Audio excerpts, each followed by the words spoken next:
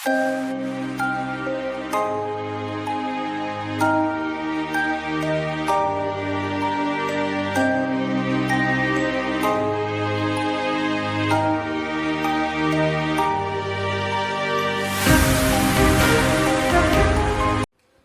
है आप सभी का सूरज कुमारी गाड़ोदिया बालिका उच्च माध्यमिक विद्यालय की ऑनलाइन क्लासेस में।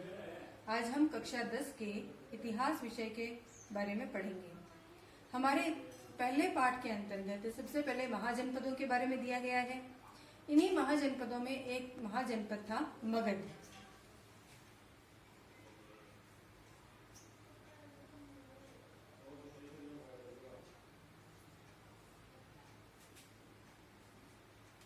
महाजनपद का नाम था मगध।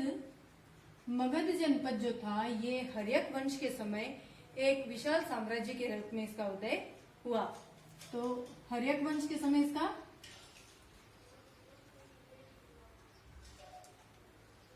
विशाल साम्राज्य के रूप में उदय हुआ। इस समय इसका जो क्षेत्र था ये संपूर्ण उत्तर भारत में फैला हुआ था। हर्यक वंश के बाद में इसमें आता है शिशुनाग वंश।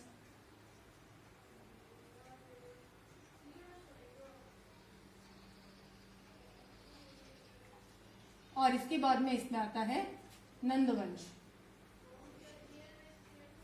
अब नंदवंश के अंतर्गत इसका जो अंतिम शासक था उसका नाम था घनानंद। घनानंद एक विलासी शासक था और इसी कारण से इसकी विलासिता के कारण जनता पर जो था करों का भार बढ़ गया था। और इसी नंदवंश के अंतिम शासक घनानंद के शासनकाल में जो पश्चिम भारत था वहां पर सिकंदर एक आक्रमणकारी था जो बार बार आक्रमण कर रहा था। तो इस कारण से उस समय की राजनीतिक परिस्थितियां ऐसी बन गई थी कि जनता बहुत दुखी थी अत्याचारों से और आवश्यकता थी एक सशक्त नेतृत्व की, जिसका उदय जिसके कारण इस समय नंदवंश के अंतिम शासक घनानंद को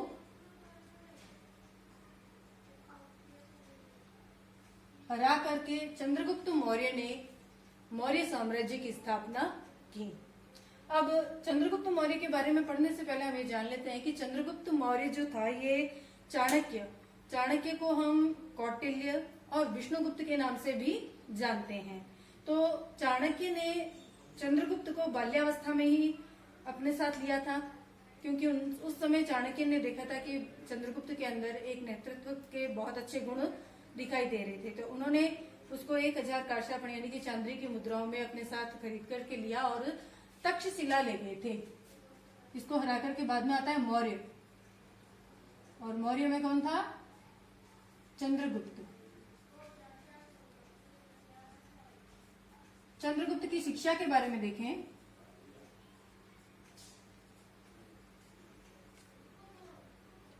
इसकी शिक्षा हुई थी तक्षशिला में।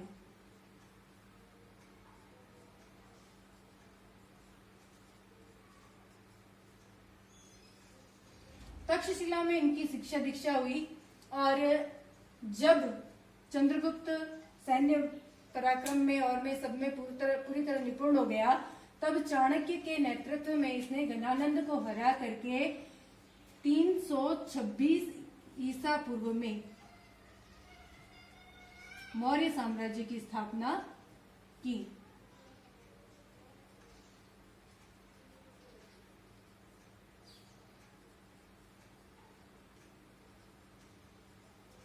इस समय चंद्रगुप्त की आयु मानी जाती है 25 वर्ष। जिस समय चंद्रगुप्त ने नंदवंश के अंतिम शासक घनानंद को हराया उस समय उनकी आयु थी 25 वर्ष और 326 ईसा पूर्व में चंद्रगुप्त ने मौर्य साम्राज्य की स्थापना की। अब मौर्य साम्राज्य की स्थापना के बाद इसने वापस से एक व्यापक विजय अभियान प्रारंभ किया और आसपास के क्षेत्रों को विजित करके जो मगध का साम्राज्य था उसका विस्तार प्रारंभ कर दिया। इसी श्रृंखला में इनका युद्ध होता है सेल्यूकस निकेटर से। सेल्यूकस निकेटर थे यूनान के शासक। यूनान के शासक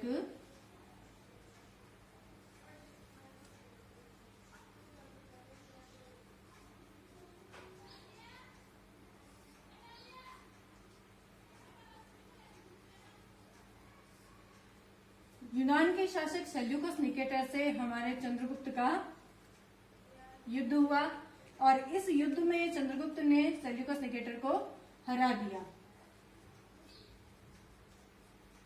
ठीक है भाई, यूनान के शासक सेल्यूकस निकेटर को चंद्रगुप्त ने हराया था 305 ईसा पूर्व में। अब देखिए, यह भारत का पहला अंतरराष्ट्रीय घटनाक्रम आ गया है। भारत के शासन में इससे पहले अंतरराष्ट्रीय घटनाएं नहीं थी। अब चंद्रगुप्त मौर्य ने यूनान के शासक सेल्यूकस निकेटर को जब हराया, तब हारने के बाद जब इनके बीच संधि हुई, तो इस संधि में सेल्यूकस निकेटर ने चंद्रगुप्त को 4 प्रांत दिए।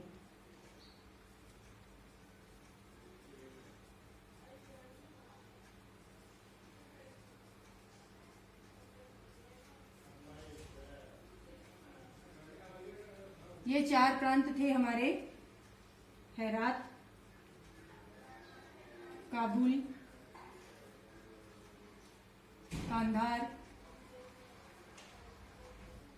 और बलूचिस्तान का एक तटीय प्रदेश था, वो दिया था। ठीक है, तो यहां एक बार हम बलूचिस्तान याद कर लेते हैं।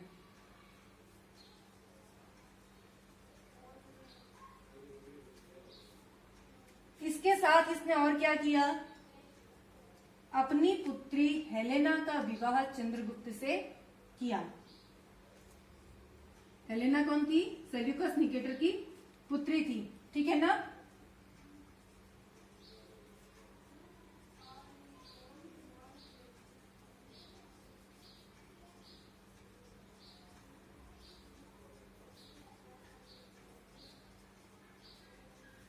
तो ये सारी चीजें क्या हुई, हमें संधि में प्राप्त हो गई।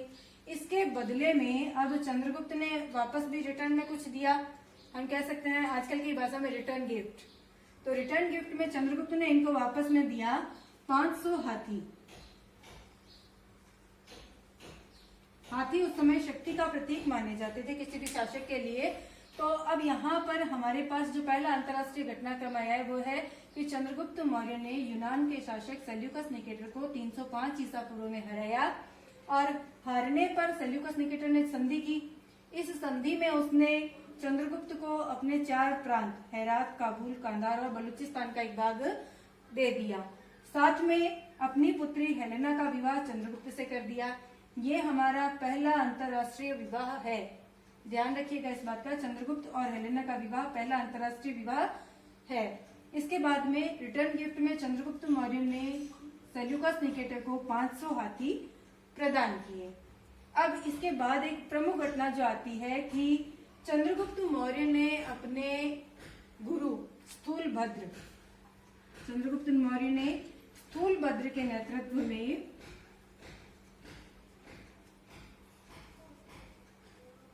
जैन धर्म ग्रहण कर लिया था। ठीक है, स्थूलभद्र चंद्रगुप्त के गुरु थे। इनके द्वारा चंद्रगुप्त ने जैन धर्म ग्रहण किया था, यानी कि जो चंद्रगुप्त था यह जैन धर्म का अनुयायी था। ठीक है ना। चंद्रगुप्त मौर्य जैन धर्म का अनुयायी था। इनके गुरु थे स्थूलभद्र।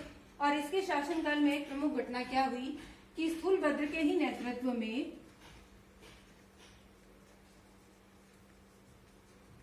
300 ईसा पूर्व में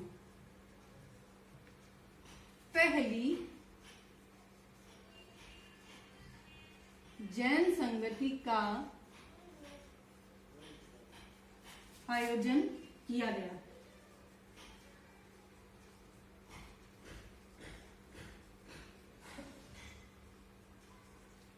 अब संगीति क्या होती है कि किसी भी धर्म से संबंधित सभी व्यक्ति जो कि उस धर्म के बारे में उच्च ज्ञाता हो, उन सभी को बुलाकर एक कॉन्फ्रेंस की जाती है, एक मीटिंग की जाती है, धर्म चर्चा की जाती है, ताकि उस धर्म के बारे में सभी जो प्रमाणित और श्रेष्ठ बातें हैं वो सबको पता चल सके। तो इस प्रकार से स्थूलभद्र के नेतृत्व में चंद्रगुप्त मौर्य ने पहली जैन संगीति का आयोजन करवाया। इस संगति में जैन धर्म 2 भागों में बट गया था, दिगंबर और श्वेतांबर। ठीक है, तो इसके पश्चात में जो इसका धर्म संबंधी हो गया। लास्ट में क्या होता है कि चंद्रगुप्त मौर्य जो था यहाँ इसका शासन का जो मुख्य मुख्य घटनाएं थी वो आ जाती है। उसके बाद चंद्रगुप्त मौर्य के शासन काल में जो उत्तर भारत में कहा जाता है कि एक बार अकाल पड़ा था, उस समय चंद्रगुप्त मौर्य जो था वो दक्षिण भारत की तरफ गया। कर्नाटक एक नामक स्थान बताया जाता है।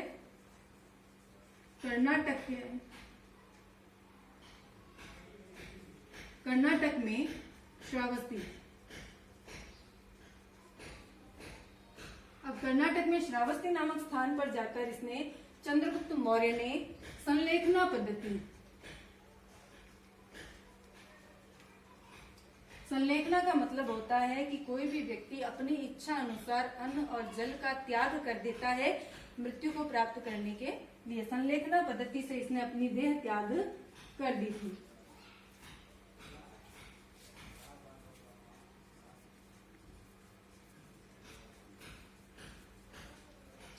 इसके अलावा एक प्रमुख घटना जो हमारी छूट जाती है बीच में, वो था कि चंद्रगुप्त मौर्य के ही शासन काल में गुजरात के अंदर सौराष्ट्र नामक स्थान पर, इसे हम यहाँ पर नोट कर लेते हैं, गुजरात में सौराष्ट्र नामक स्थान पर इसने सुदर्शन झील, बहुत फेमस है ये, ध्यान में रखने लायक बात है, सुदर्शन झील का निर्माण करवाया था।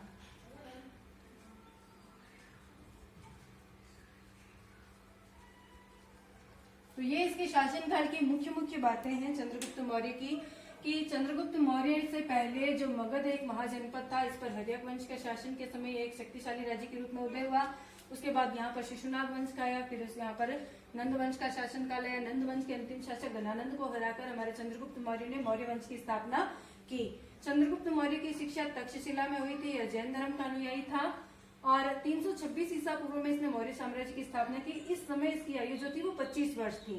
इसने व्यापक विजय अभियान चलाया और मगध साम्राज्य का विस्तार लगभग पूरे उत्तर भारत पर कर दिया था। फिर इसने अपने इसी विजय अभियान के अंतर्गत यूनान के शासक सेल्यूकस निकेटर को हरा दिया। फिर इस युद्ध के बाद संधि हुई और इस संधि में से 4 प्रांत मिले। एक इंटरनेशनल विवाह भी यहाँ पर आता है, 500 हाथी भी दिए। इसके बाद जैन धर्म संगति आती है। जैन धर्म संगति के बाद चंद्रगुप्त मौर्य जो थे, इन्होंने कर्नाटक के श्रावस्ती नामक स्थान पर संलेखना पद्धति से अपने देह का त्याग कर दिया। इसके पश्चात आता है अब इनका पुत्र बिंदुसार। तो चंद्रगुप्त मौर्य के बाद में हमारा बिंदुसार, इसका पुत्र जो है वो शासक बनता है। बिंदुसार का शासन काल आता है हमारा 298 ईसा पूर्व से 273 ईसा पूर्व। ठीक है, अब देखिए कि बिंदुसार का ननिहाल कहाँ है? यूनान में, है ना। इसका ननिहाल हो गया यूनान में। तो यूनानी लेखकों ने भी इसके बारे में कुछ ना कुछ लिखा है। अब यूनानी लेखक जो है ये बिंदुसार को अमित्रोचेटस नाम से बुलाते हैं। तो हमारा बिंदुसार का एक नाम आ गया हमारे पास।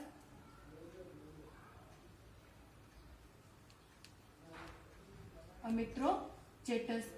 और जैसा कि हमने पहले पढ़ा कि चंद्रगुप्त मौर्य जो था ये जैन धर्म का अनुयायी था, तो जैन ग्रंथों में भी इसके बारे में मिलता है। तो जैन ग्रंथों में इसका नाम हमें मिलता है सिंहसेन। और इन दोनों ही नामों का अर्थ है शत्रुओं को पराजित करने वाला। ठीक है, सिंहसेन का अर्थ भी है शत्रुओं का नाश करने वाला और अमित्रोचेटस का भी अर्थ है शत्रुओं का नाश करने वाला। अब देखिए, चंद्रगुप्त मौर्य ने अपने शासन काल में अपना साम्राज्य काफी लंबे चौड़े क्षेत्रफल में फैला लिया था। एक बड़े साम्राज्य का अधिकारी होने के कारण बिंदुसार ने अपने समकालीन शासक एंटियोकस प्रथम, जो कि सीरिया का शासक था,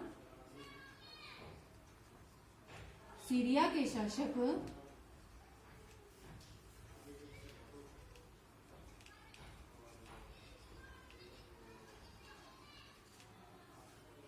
एंटियोकस प्रथम से 3 चीजें मांगी। क्या मांगी? पहली, दार्शनिक। दार्शनिक से यहाँ अर्थ हो गया कि जो भी बड़े बड़े विद्वान होते हैं उनको दार्शनिक कहा जाता था। दूसरा, इसने मांगी सूखी अंजीर। उस समय सीरिया की जो सूखी अंजीर थी ये काफी प्रसिद्ध हुआ करती थी। और तीसरी इसने मांगी मीठी मदिरा। तो भोग विलासी तो हुआ ही करते थे राजा महाराजा, तो इन्होंने मीठी मदिरा की भी मांग कि अब देखिए एंटियोकस प्रथम ने इसको सूखी अंजीर दे दी, मीठी मदिरा दे दी, लेकिन दार्शनिक देने से मना कर दिया। इसने इसको दार्शनिक नहीं दिए। फिर थोड़े समय बाद कालांतर में एंटियोकस प्रथम का एक राजदूत आता है हमारे यहाँ सीरिया का,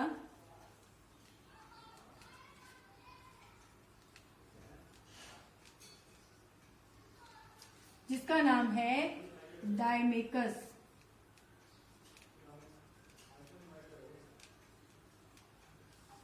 सीरिया से राजदूत आया डायमेकस, और इसी के समय यानी कि बिंदुसार के ही समय एक अन्य राजदूत भी भारत आता है, जो आता है मिस्र से। तो मिस्र से भी एक राजकुमार आया, राजदूत आया सॉरी, और इसका नाम था डायनोसियस।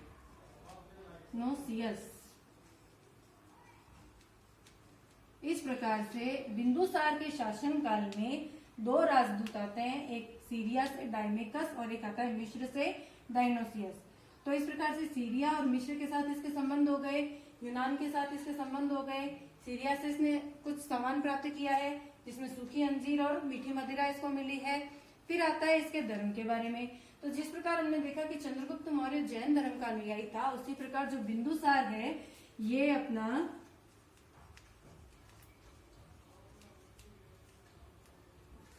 आजीवक संप्रदाय एक होता था,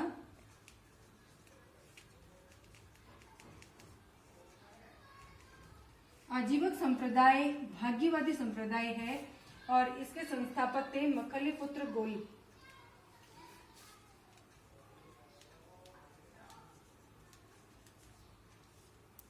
ठीक है ना।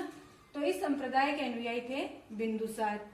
बिंदुसार ने आजीवक संप्रदाय अपना रखा था, और इसी आजीवक संप्रदाय के लिए या इस आजीवक संप्रदाय के व्यक्तियों के रहने के लिए बिहार के अंदर,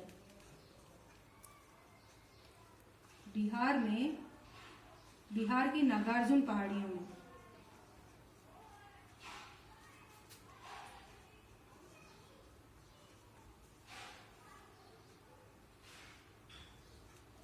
गुफाओं का निर्माण भी